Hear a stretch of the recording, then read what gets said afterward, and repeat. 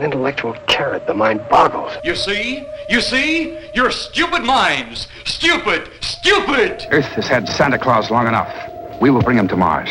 I've been afraid a lot of times in my life, but I didn't know the real meaning of fear until I had kissed Becky. One thing will be clear. It's not for man to interfere in the ways of God. It's alive. Oh, it's alive. It's alive. It's alive.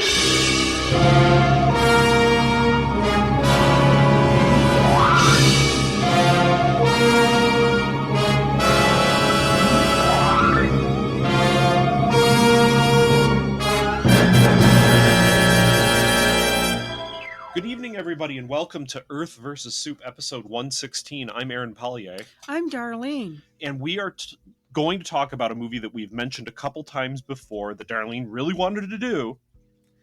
It turns out it's a comedy horror, and we didn't get the comedy because it's 1932. 1932, and what's the name of the movie, Darlene? The Old Dark House, okay. Now, which was remade by Hammer Horror in the 1960s.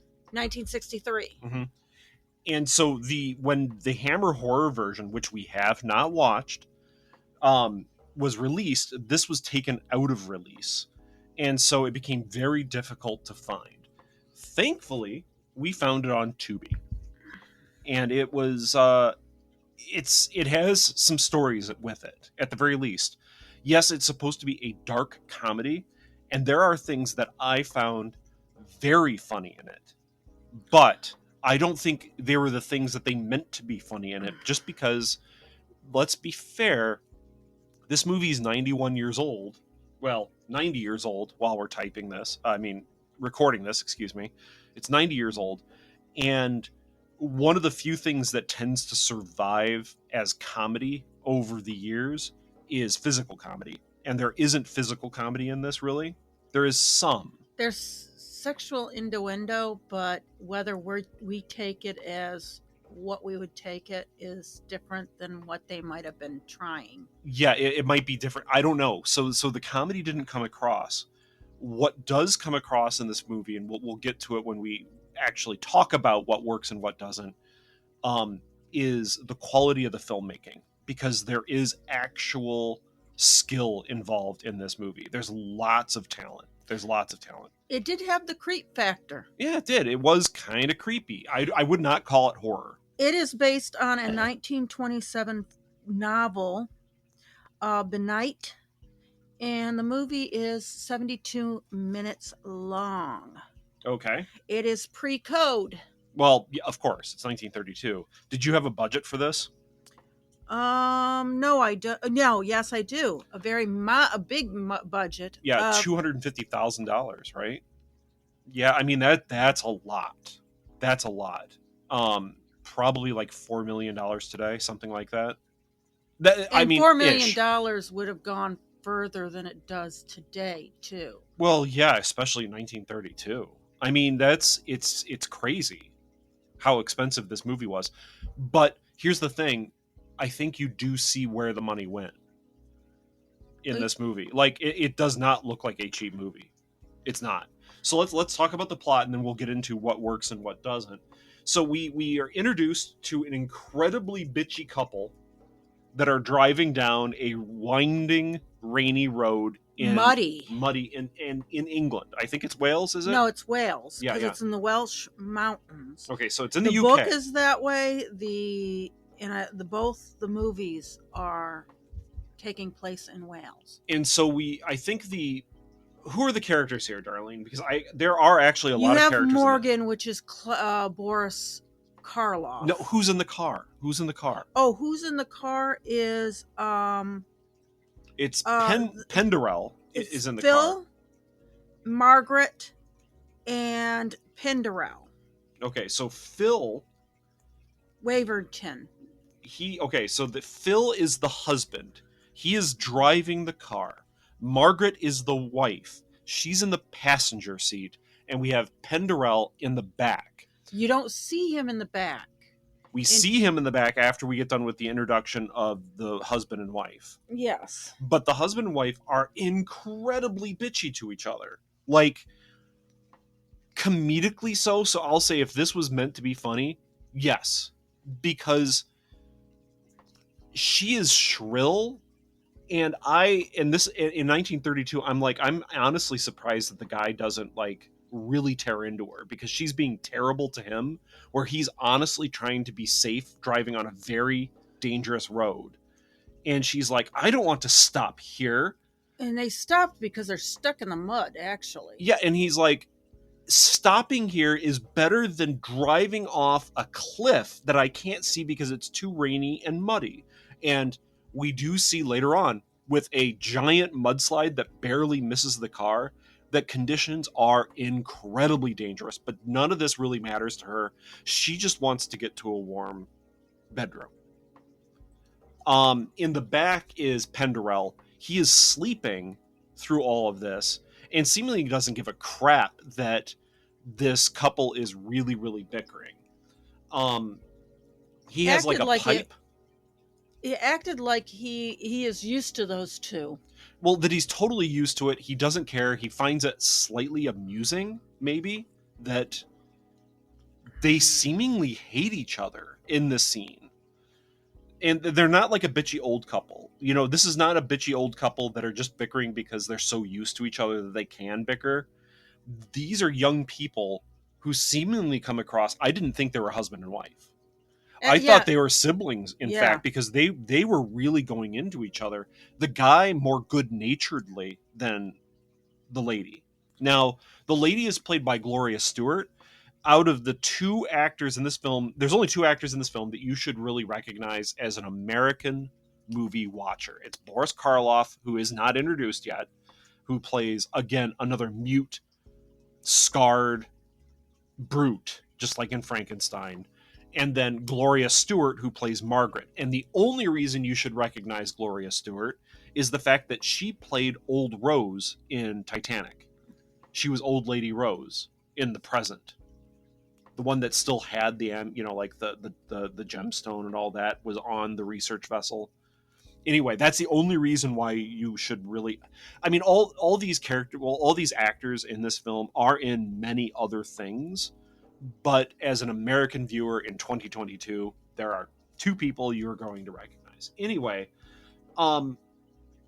the Margaret pulls out a map and is totally useless and complains about being useless because the map is soaked and she can't read it. But beforehand, there's water running down from the roof of the vehicle. Yeah, because it's a fabric roof. Right into his back of his neck. And she doesn't care. And he's like, I'm still wanting to stop here. That's supposed to be one of the comedies, I think. Yeah. It just comes across as she is not really, this is not good-natured ribbing. This is not but that could be the comedy of that time. Yeah, it could be. Anyway, they decide to press on because they can't stand Margaret bitching constantly about trying to be safe. They are barely missed by a massive landslide that they would have missed completely if they had kept at a halt where they were. They almost die. Like the car is almost pushed right off the side of a cliff because of this mudslide. Anyway, they arrive at an old dark house, as the title suggests. This house is a giant stone fortress almost. It doesn't have a wall, but I'm saying it's like this very imposing stone wall with small doors, small windows. It's bleak outside, even in daylight, which we see later on. It is an awful place. And they run up to the door, and it is answered by a man who cannot speak. And that's Boris Karloff, who plays Morgan. He looks at them and shuts the door. And they're a little confused about what the hell's happening. He then reopens the door and then waves them inside. I don't know, for some reason, right? And we're introduced to the owner of the house. His name is Horace Femm.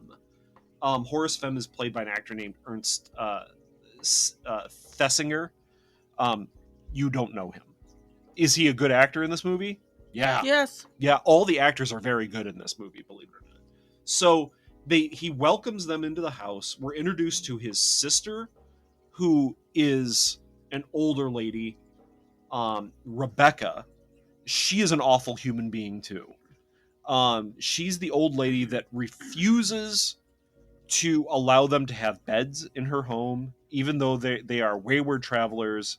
The lake has like completely overfilled its banks and is now spilling down this mountainside.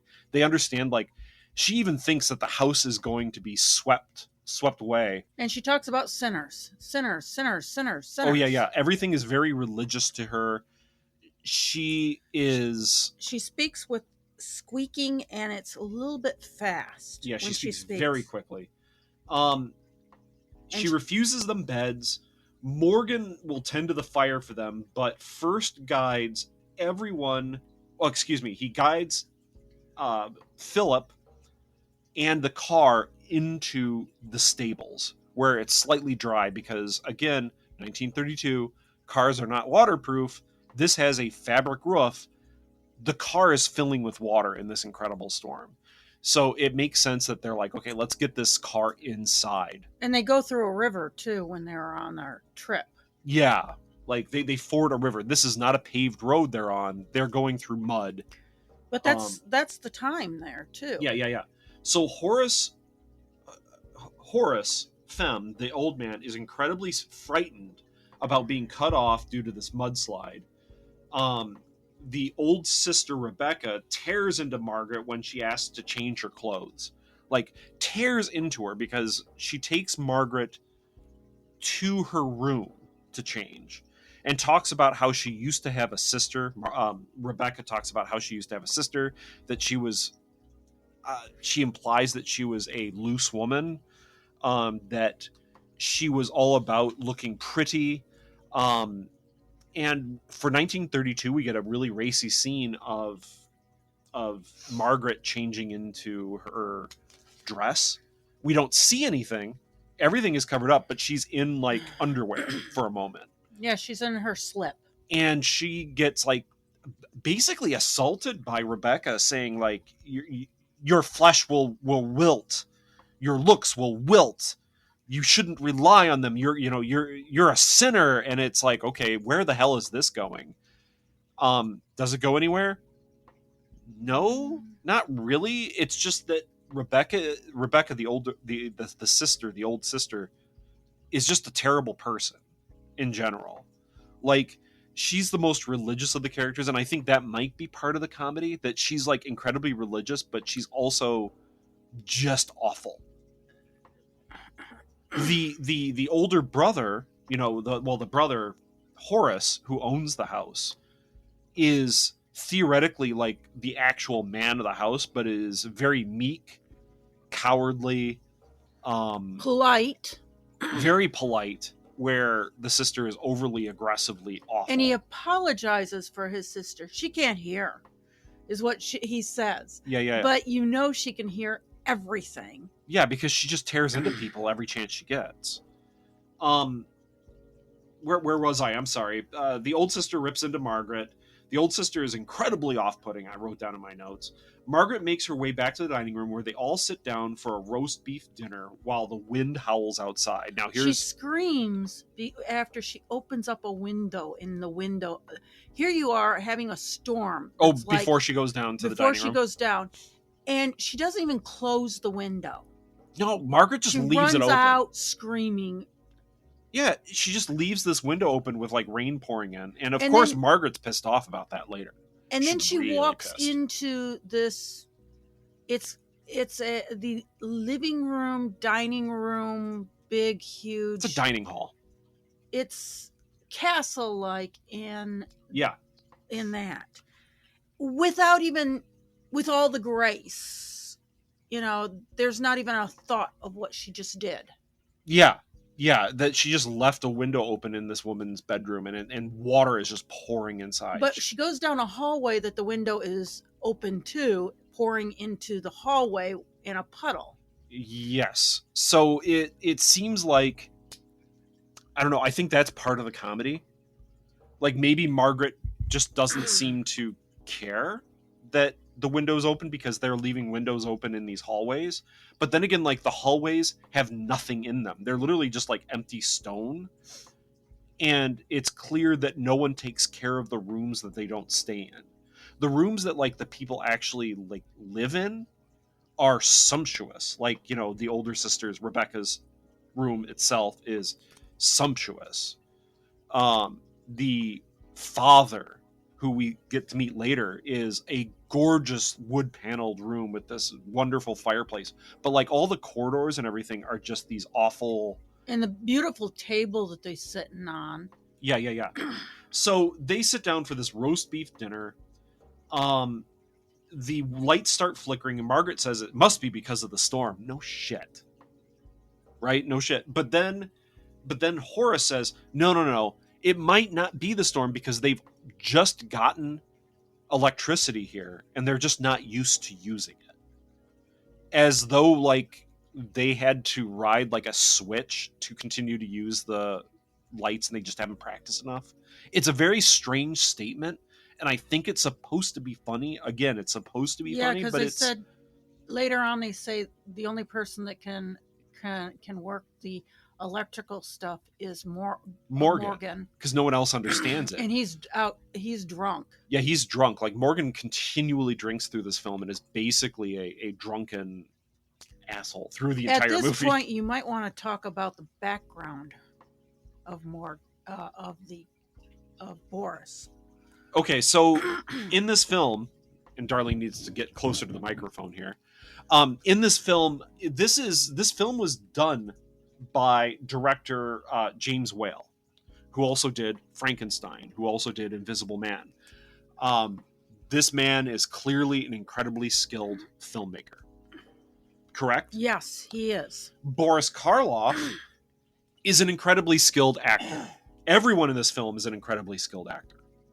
I think he did very bad in this film. Boris Karloff? I think he does a pretty good job. I don't think he's amazing, but he didn't do poorly, in my opinion. I don't think anyone was poor in this film. But yeah, we should talk about the stuff that happens in this film because of James Whale. Anyway, Whale was a outed gay man. He was openly gay. And that means he had a pretty tough time in the industry. Boris Karloff, there was a relationship, let's just say that, with Boris Karloff and James Whale. It's not implied like how deep that relationship was, but with the research that I've done, I don't want to imply that there was a very deep relationship, but they were obviously close friends. And during this movie is when their relationship fell apart. And it fell apart in a incredibly bad way because James Whale could not work with Boris Karloff at all. And even after this film, like they would not talk to each other. Cast members had to deliver notes between them. Boris Karloff was originally picked to do The Invisible Man, but because Whale was going to direct, they had to cast somebody completely different, and that's why they cast Claude Rains. A good choice, in fact, in my opinion. But the relationship was so poor between Whale and Karloff here that the American actors that were involved in this movie honestly thought Karloff was a terrible person. Like that, all the interviews that were done with these people were like Karloff. All the British actors were generally aloof and didn't want to interact with the American actors, but Karloff was like the worst. And it turns out, like, if you talk to anybody else that's worked with Karloff was like a warm, loving man who really cared about the other actors in his film. So that's how bad the relationship between them got. So in this movie, I don't know how much of that, like, bleakness really bled through from Karloff or the directing style. All I know is that there were times where Whale had to walk off the set and couldn't come back because he was so distraught. And Karloff was incredibly antagonistic towards everybody. So whenever Karloff's on screen, I think that there's a lot of negativity that's coming off of him, but it actually works for his character. because his character is supposed to be a fairly negativity driven character. Everybody in this that's in the old, originally at the old dark house, that's the residence, Yeah. is horrible. Really? You think so? The No. old father, I don't think really is that horrible. He tries to warn people later on, but we'll get to that, okay? We'll get to it. So there's a knock at the door, and there's another couple that walks in. Their car was smashed by something falling on it. Now, this is a man by the name of Sir William Porterhouse. And I immediately said the man likes his steaks because he's a bigger man. And there is the thing about him with the beef all the time. Yeah. Roast. He is big on this roast beef dinner that's being done. And the woman is named Gladys. Now, I'm going to take some scenes out of sequence here, because the vast majority of the plot points in this movie are just dialogue. All right, so taking the little other things out of order doesn't really matter. Gladys originally comes across as a kept woman, but it turns out she sort of is, but really isn't. William Porterhouse is a businessman who is big on profit and wants to keep a good image to keep business going. Is it implied that he's gay? Sort of, because, and maybe again, this is us putting context on the movie. I don't think he comes off as gay. I think he comes off as somebody that loved his wife so much. Yes, he did have a wife previous to being with Gladys. And so with her death, he started putting all his energy into his work. Yes, but needed to have a woman around to make himself look like a family man. So he gives Gladys money. Not a lot, but he never sleeps with her and only talks to her at night. On her bed, but they never sleep together. And the other thing that kind of made me think, oh, he's gay, he might be gay, is that there is a scene with William Porterhouse and Penderell where it looks like they almost are going to kiss, because they are like right up on each other's laps. But they're also talking about Gladys. Yeah, but they're speaking like nose to nose almost. And like it was like, are they going to kiss? This is 1930s. There's no way that can happen. And it doesn't. I didn't get that. Again, I might be putting... I thought that Sir Porterhouse was kind of being like the father that wasn't a father to her. And that's also very possible. And getting into what is it? Penderell's face, basically, to make him uncomfortable. If you, I don't know, maybe you should go watch that scene again and think about what I took out of it, and then maybe you would see. Maybe you should watch it with mine. I did, and I think I just said your take on it is entirely possible. I think that's what the intention was supposed to be. I think that it was supposed to be vague enough that the comedy came from us being uncomfortable. Could have been. It could have very well been, because I think that would have been an interesting story if Porterhouse was actually a gay man, that maybe he lied to Gladys about having a wife. He just wasn't interested in women, because remember, he has been giving her money just to listen to him talk at night. He's right? lonely. Because he's lonely. Okay, awesome. But he Fine. also uses her as decoration. Yeah. For his business. Yeah. And when later on Penderell will actually Penderell and Gladys fall in love with each other, and I actually understand why they do, because there is chemistry. They actually talk to each other. They listen to each other. It turns out that they have some things in common. And they're supposed to be implied that they were like an hour or so in the car drinking whiskey. Yeah, out in the stables. And there is some really inappropriate humor that comes from that, but we'll get to that when it comes to that scene. Well, inappropriate humor, and I put that in air quotes because, again, I might be putting context onto this movie that wasn't originally intended because it's 90 years old and the comedy is different. But regardless, when Penderell and Gladys decide that they're going to get married and they tell Porterhouse really doesn't care. He's like, okay, fine. Do you love him? And she's like, yeah, okay then, that's fine. And he's totally cool with it. Like, it's not that he's even losing somebody that he's been talking to. He doesn't think he's losing him. From the conversation with what was going on with Porterhouse and Penderell. Yeah. Seemed like it was setting up money. I didn't get that. Because Porterhouse never was going to give them money. It just seemed like there was not a.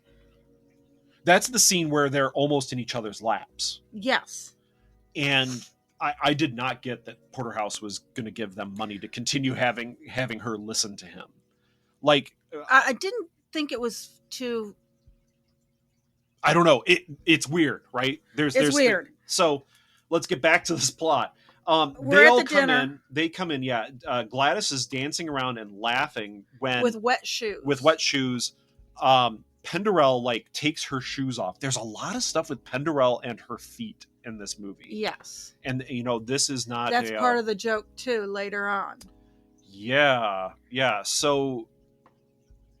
Anyway. But he puts on a pair of his shoes on her feet. And they later get filled with water, and she thinks it's hilarious. And so she's like barefoot running around and dancing in this house. Anyway, dinner is complete, and they just sit around the fire, joking that no one still knows anything about each other at this point. And no one really does anything to actually change that. They just kind of joke about it. Porterhouse talks about his wife at this point, right? No, Gladys talks about that, but Gladys talks about that in the car in the stables when she and Penderell, which is at this point that they actually do go out to the car to have a smoke and drink. Well, she wasn't supposed to, but she did. She did because Morgan slammed the door on her and locked her out. Yeah. Again, is that supposed to be funny? I don't know.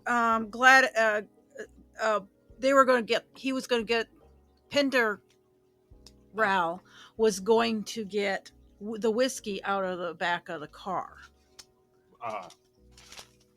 and have a drink because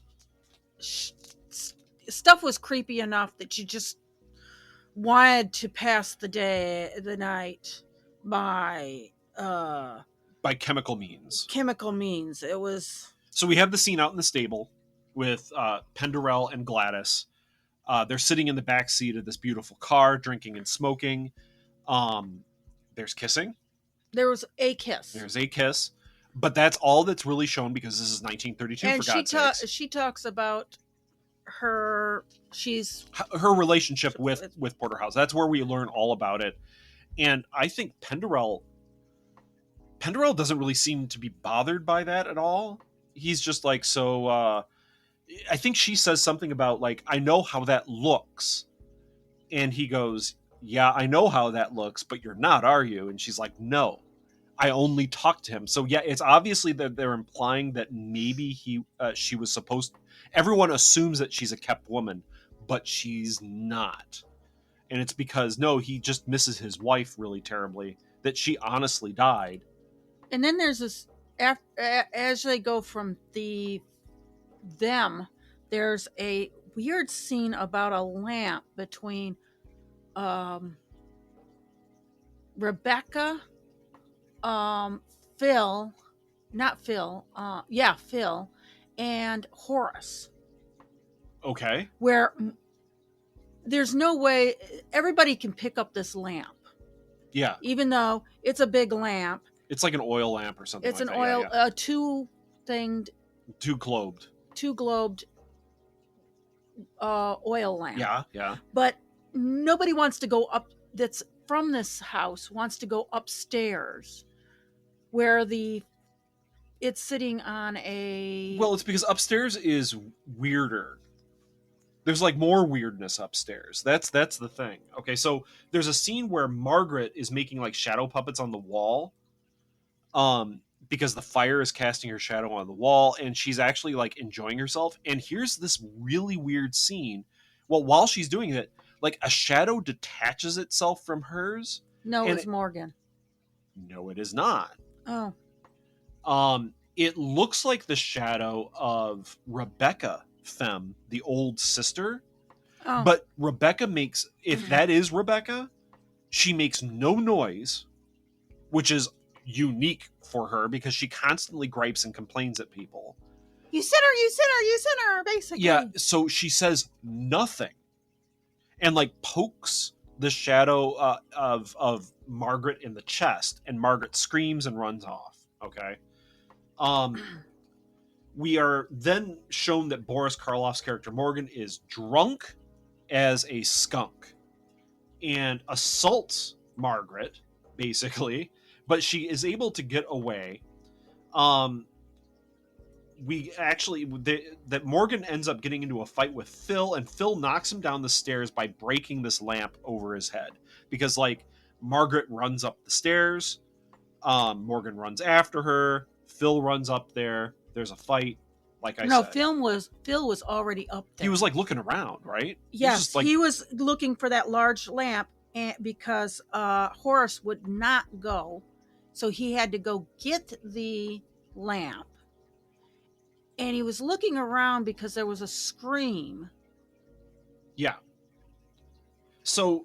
And there's a locked door. There's a locked door, so they come back down. This is where Penderell and Gladys come back inside. And that's where I think it's Phil that says, "So you got your feet wet again?" And she replies with, "And that's not all." And it was done. I thought that was Porterhouse that he was talking to. Doesn't matter. One of the characters. They say, "So you got your feet wet again?" And that's not all. And I thought, okay, if that's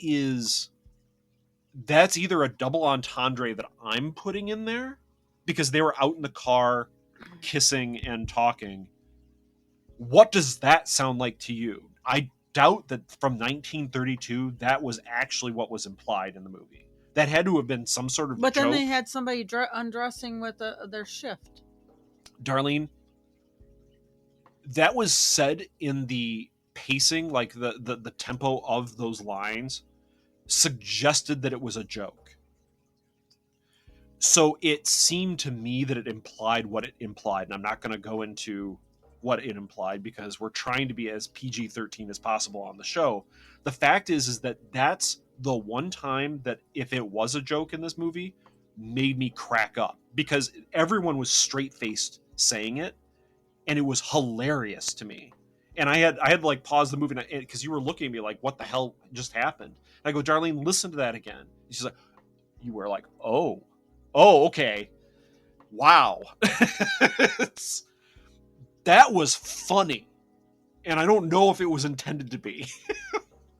So Margaret and Phil go back upstairs and enter a beautiful room where we see the old Sir father. Roderick Femme. Is it Sir Roderick Femme? Yeah, it is. It's Sir Roderick Femme. He's supposed to be like 102. Yes.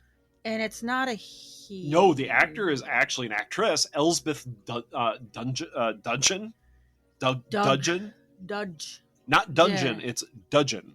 Yeah, with a D. And she's actually, the actress is younger than the actress that was playing the older sister, Rebecca, which is kind of funny to me, but they just ended up doing this like old man makeup on her and she's just laying in this bed. And again, like I said, this set is beautiful because it's a room that one of these people is living in. So it's wood paneling, this beautiful 4-postered bed, a roaring fireplace, etc., etc. The old man says that the house is a bad one. And I think it was meant to be a joke because at this point we understand that like everyone seems to be crazy that lives here. 2 of his children died when they were 20 years old. And the children that are left are mad. Are mad. He says that his eldest son, Saul, you haven't met because he's locked in his room and Morgan is the one that takes care of him because Saul is the craziest of them all. and he has tried to kill them all by burning down the house repeatedly. Okay. Morgan ends up letting Saul out of his room in a drunken rage at this point. Everyone ends up fighting and running around. They fight Morgan in drunken brawls. Saul originally turns out to be this meek older man, and he claims that he's been locked up because he knows that they killed a sister of theirs.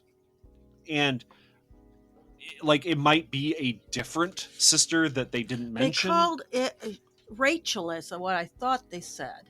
Yes, like this other sister that everyone had killed. Saul and Penderell have a conversation, and it slowly comes across that Saul really is crazy.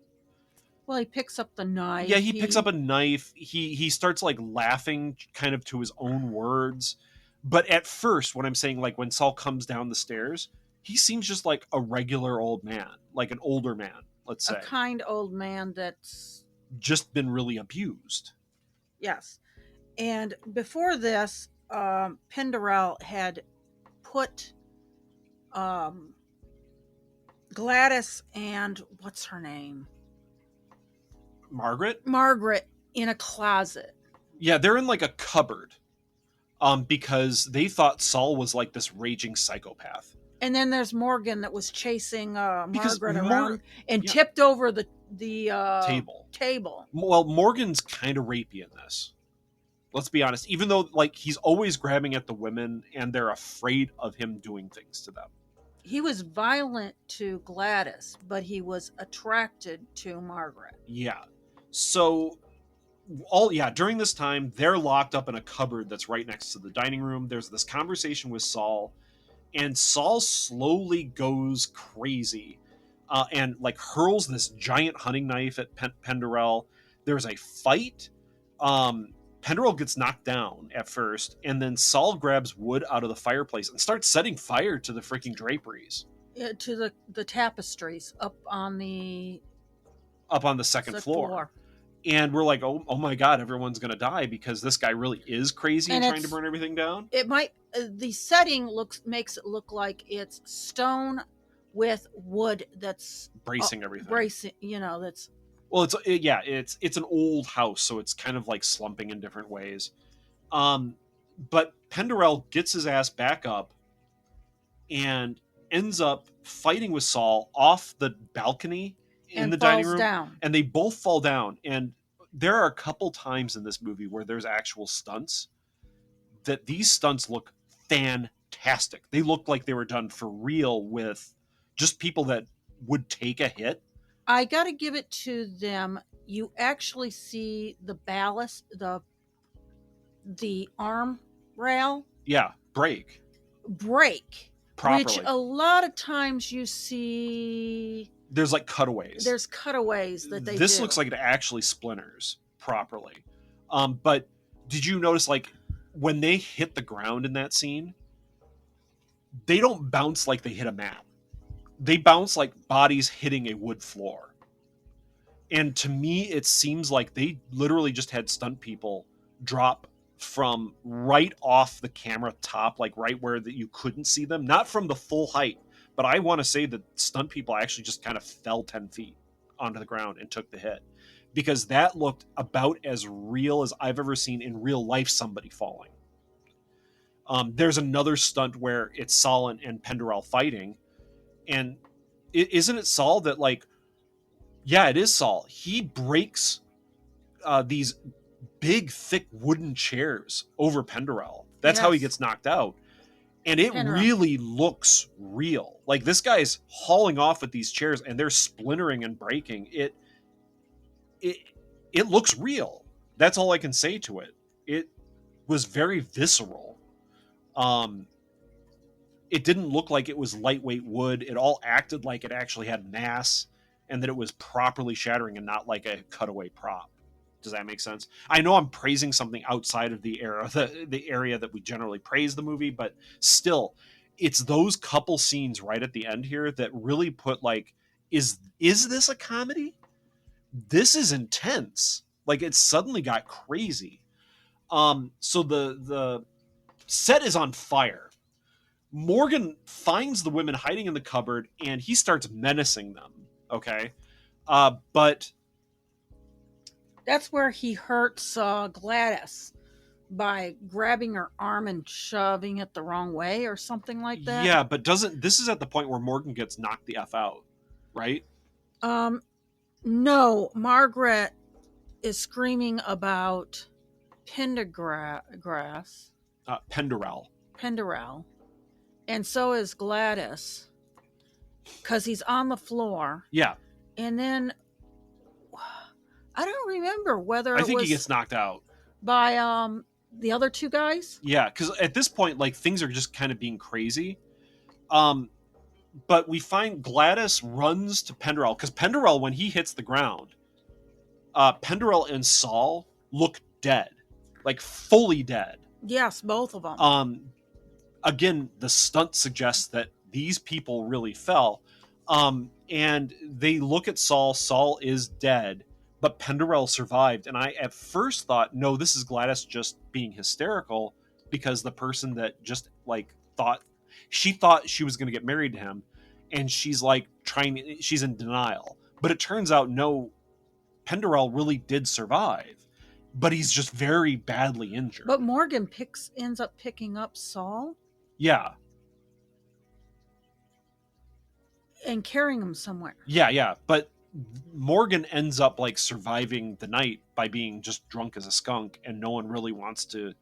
He didn't really do anything that can be proven, I guess. And so no one really. Anyway, the Morgan stuff is weird.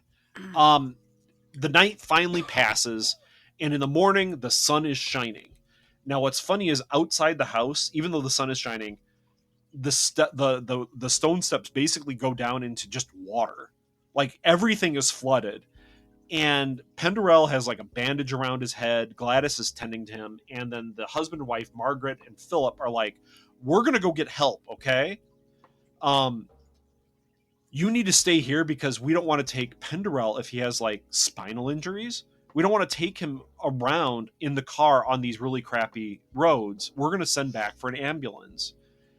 And it's not like Penderell really can argue about it. And Gladys just wants to stay with Penderell, but obviously the Wavertons want to get the hell out of here. This is insane. So they run out, and we have Horace, the old brother, kind of walking out, waving to them, saying, oh, it's such a beautiful day. Thank you. We hope we weren't too inhospitable to you. And obviously that's done for a joke, because he's trying to be so pleasant to them, even though they had this like insanely awful night.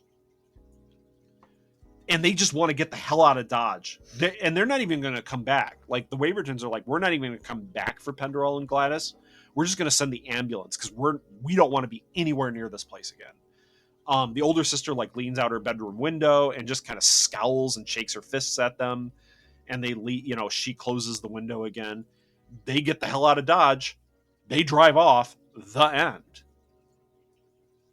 The movie is weird. I don't know if it's a comedy.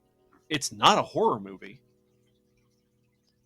And I'm going to say, like, before we get into all the stuff that works and doesn't work with this movie, I liked this movie, and I'm not going to recommend it. This is a weird movie that I would watch again, but there's no way in hell I would ever recommend it to anybody else. Why would you watch it again? The atmosphere of the movie is amazing.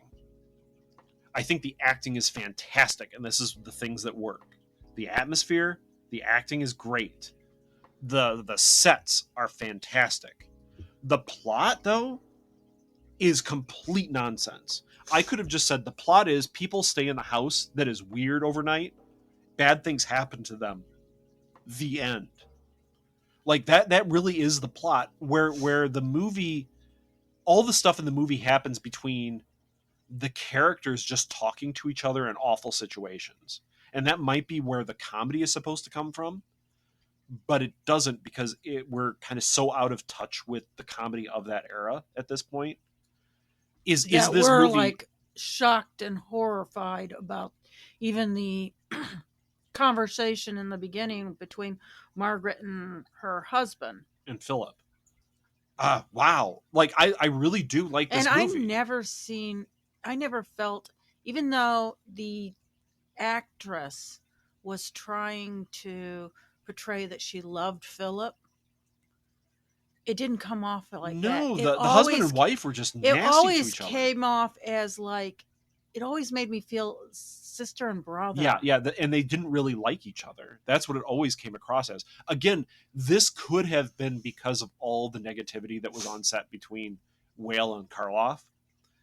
I think that if this, see, we haven't watched the Hammer version, because I always say if a movie is remade, I always want to watch the original and give credit where credit's due. And I don't really want to watch the Hammer one because of that, just because it was a remake.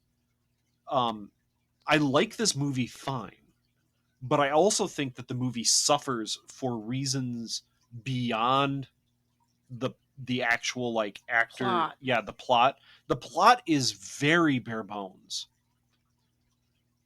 The special effects, the stunt work in this movie are very good.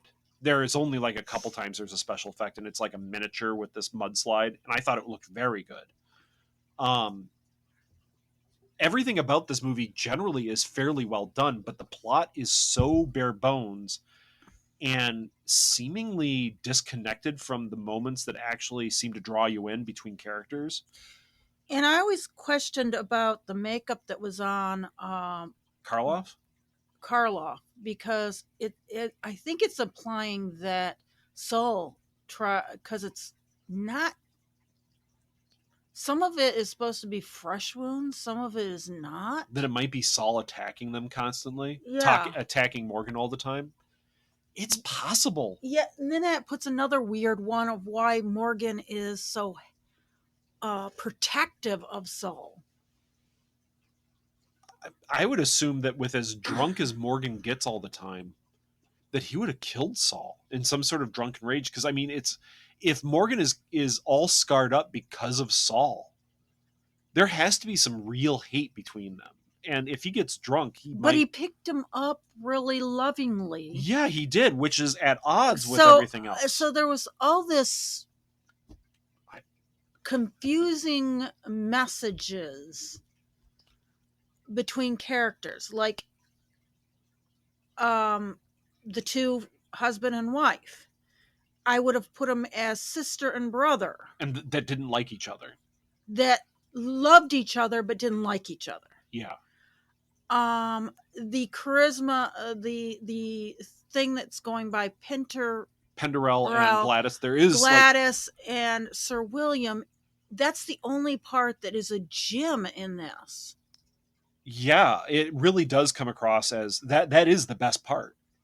That's the best part of this movie. I like the weirdness of Horace, like the brother of that's in the house. I think Horace is delightfully strange. I don't like the sister because she's just nasty all the time. But maybe that's what she was supposed to do, is constantly make everyone else uncomfortable. It's possible.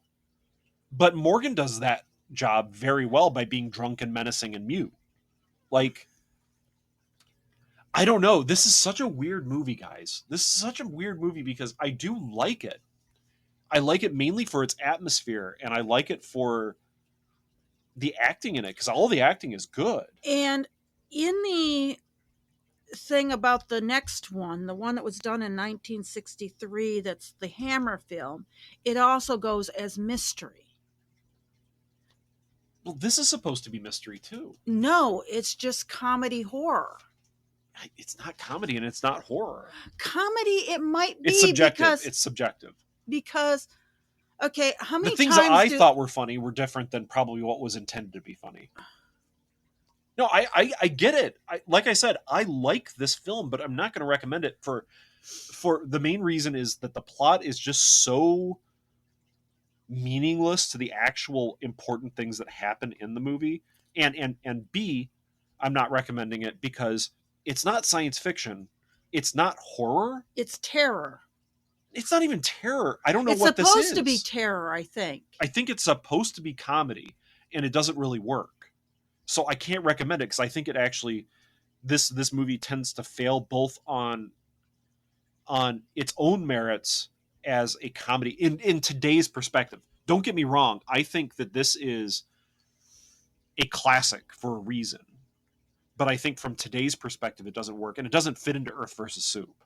No, it doesn't. And fit I into our- expected it to fit into Earth versus Soup when I turned it on, because okay, it's horror, it's Boris Karloff, it's 1932.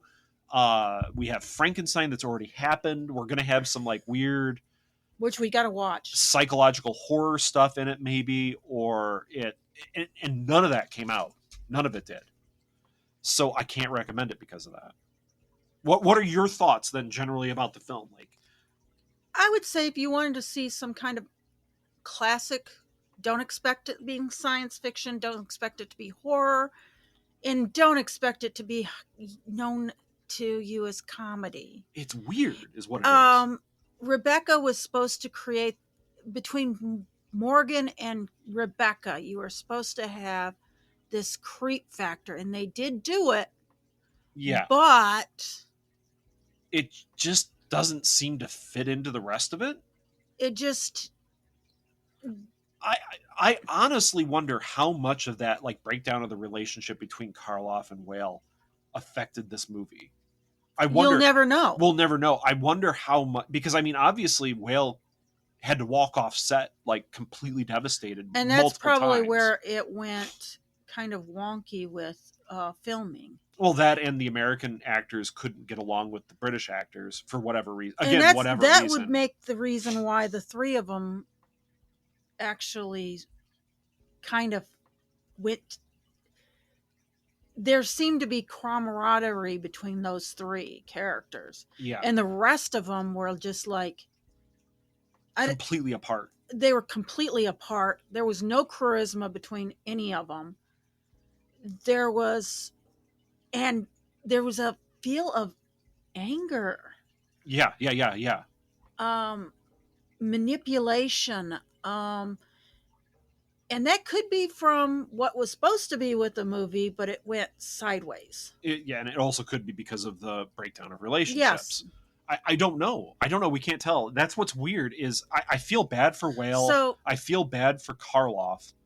I mean, even though it does seem from what I've read now, again, I haven't done like days worth of research on it. It seems like Karloff was kind of the antagonist in that relationship between the relationship breakdown between him and Whale, because Whale was just wrecked and wanted to work with him. And like it came across from what I've read, Whale wanted to be the professional, but Karloff was just Being an ass. which is again against everything else that you read about Karloff being this warm, caring person. I don't know. It's weird, folks. We Like, do know that Bela Lugosi didn't like him. well, Bela Lugosi didn't like him for multiple reasons. He always thought that like Karloff wasn't a proper actor because he never really had lines in his early films, including this. There's no lines. That Karloff often got better pay than Lugosi for some reason. He didn't like that. So we got jealousy there. There is but jealousy. I think there was more to that than. It's possible because I mean Lugosi 'Cause and Karloff did work together multiple times. Was it all after this film? I want to say that their earliest time that they worked together was like as bit parts in a film that was even before this. It was like a silent film. I'd like to But- see their filming on that one versus afterwards. Like their last film together and their first film together. Yeah. I don't know. It might be interesting. I think it was but- like 6 films. But I don't will quote say me on this: that. I won't recommend it to our viewers, but I'll recommend it as if you want to see something from that period, and Yeah. wanted something that wouldn't make you snooze. No, it doesn't. It keeps you engaged because you're like, what the hell's going on? Then I would recommend this as a movie so you can see what that era of drama and Sure. horror and But as an Earth versus Soup movie. no. No, and that's what I'm saying. Like, if I took this out of Earth versus Soup, of course, I'm recommending this film because it's so weird. It is unique. There's little that doesn't work for it except for the plot. Like, I think the plot doesn't work in this movie. But everything else does. it's weird. I keep saying that because I can't really describe it otherwise. I think the plot could work. I just think that something went sideways on it. Yeah. Okay. So we'll leave it there, folks. This was The Old Dark House from 1932. It has Boris Karloff on it. Even though I don't think he should get top billing again on this, because his part is a non-speaking role, and there are characters that are far more important to the plot. I don't know. Yeah. So I'm Aaron. I'm Darlene. Good evening. And keep watching the skies. At no point in your rambling, incoherent response were you even close to anything that could be considered a rational thought. Thanks for listening to this episode of This Week in Geek. Hungry for more? Check out our website at thisweekingeek.net. You can subscribe to the podcast, browse our Twitter and Instagram, and leave your thoughts on today's topics. If you'd like to give us some feedback, send us an email at feedback@thisweekingeek.net.